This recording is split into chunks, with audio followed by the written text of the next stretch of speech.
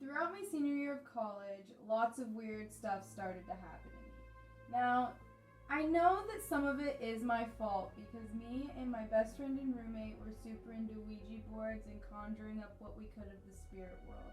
I've always been pretty interested in it, and throughout my life, I've always thought I've seen small glimpses of ghosts, whether it's out of the corner of my eye or objects moving.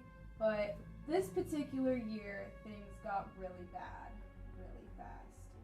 So it begins with things such as balloons moving around or doors slamming in our apartment.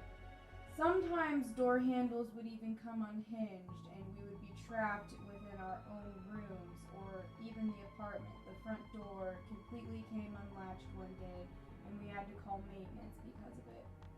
So while I was gone, my roommate would tell me she would hear weird things happen from my room and scratches and my bathroom door would slam.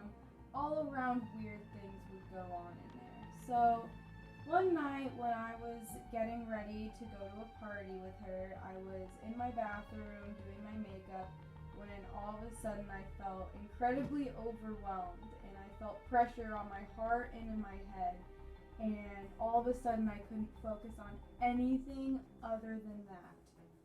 So I'm sitting there wondering what's going on and I'm spiraling and completely dissociating from the world around me.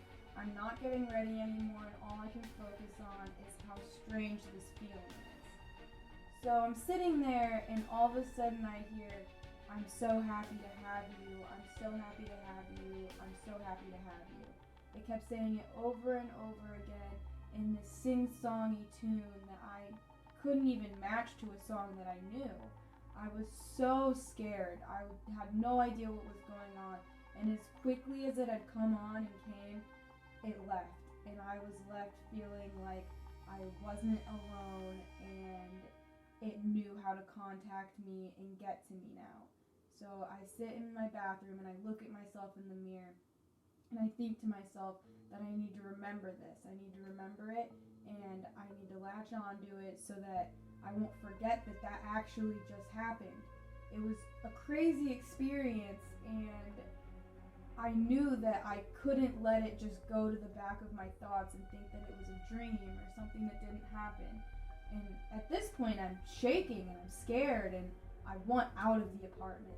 That's the one feeling that I felt that entire time of coming down from that experience was I need to get out of here.